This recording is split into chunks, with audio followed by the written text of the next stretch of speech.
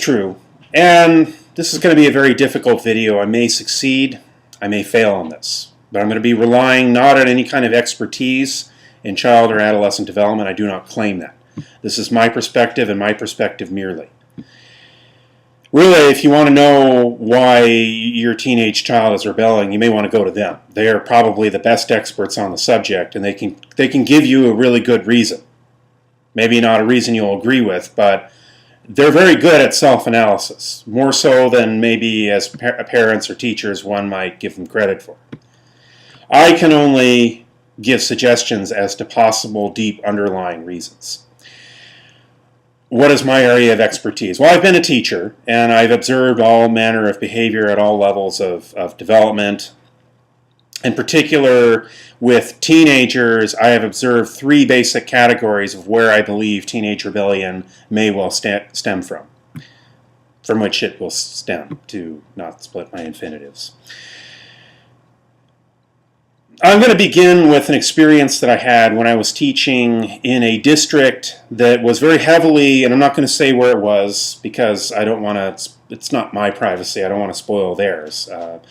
This district was very heavily invested in the defense establishment, the military complex, and I was also teaching mathematics to the children of, in a lot of cases, physicists, chemists, and engineers. So it was a very interesting experience. A lot of dynamics, a lot of sociology, a lot of complexity around that. There were the good points, and there were the very interesting points, and then there were maybe some challenging points as to where I had challenges in the relationship and they had challenges in the relationship, ways that meshed and ways that didn't mesh. In particular, one of the tendencies that I noticed was a tendency among some of the parents, and I'm not saying all, but some of the parents to look for reasons why their kids were not as interested in the subject as maybe they would hope. Why it is that between 6th grade, where they were very enthusiastic about math and science, and 8th grade, where they were somewhat enthusiastic about it, or maybe not so enthusiastic about it, what particular dynamic changed. And one time I was asked that question by a parent. We had a very interesting conversation about set theory and engineering and mathematics. It was a lot of fun, but the bottom line is he wanted to know why his child was not as interested in math in the 8th grade, in algebra, as he was in, or pardon me, it was geometry, as he was in the 6th grade. And I have to apologize for what my answer was, because it wasn't a very good answer. The answer that I gave was puberty, and that's A, politically not very wise. It's honest, but it's not very wise, but B, it's a cop-out. I'm supposed to be some kind of an expert. He was looking to me for expertise on the subject, or maybe he was looking to blame me. I don't know what it was, but whatever the case may be, I should have come up with a more intelligent answer than that one. My fault. And so this video is my way of making up for it. Number one, as to my belief as to why teenagers rebel, particularly in school. This is particularly about teenage rebellion in school, which is where I've observed it. Number one is the child is often taught to externalize love. It's often taught to look for love outside of oneself. In childhood, one is taught to look for love in the parent.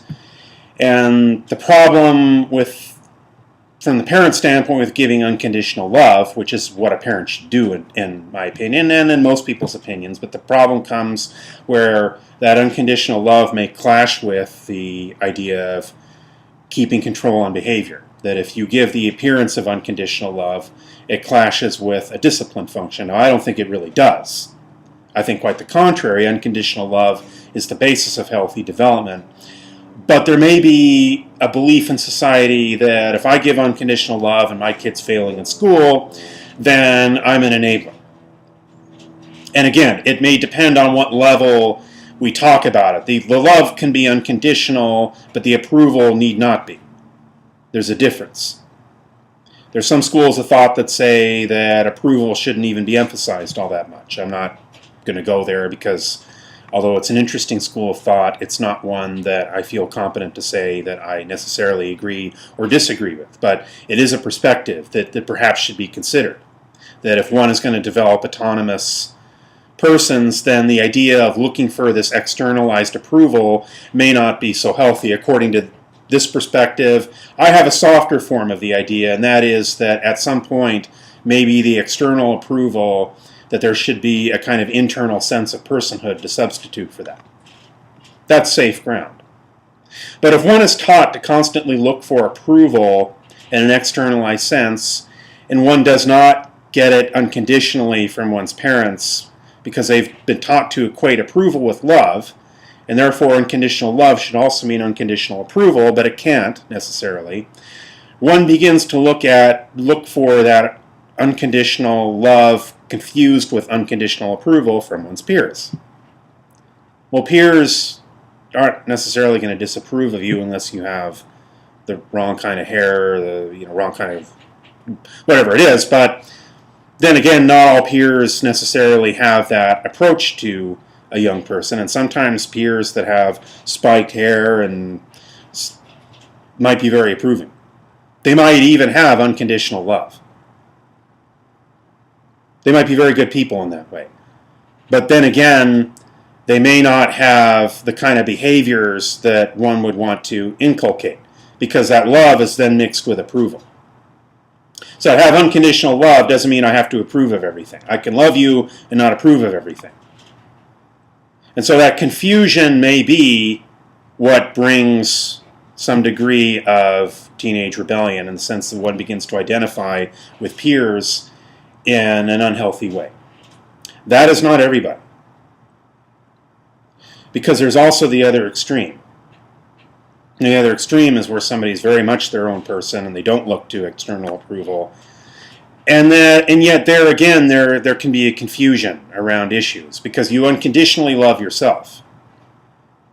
But need that mean that one approves of everything that one does and never has any sense that one could stray from the proper path in life? One should unconditionally love oneself and have a strong sense of power within oneself.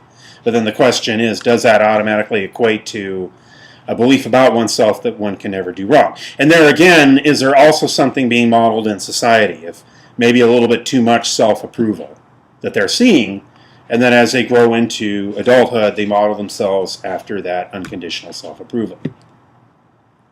That is another way of looking at it. There's a third way of looking at it that probably describes most people,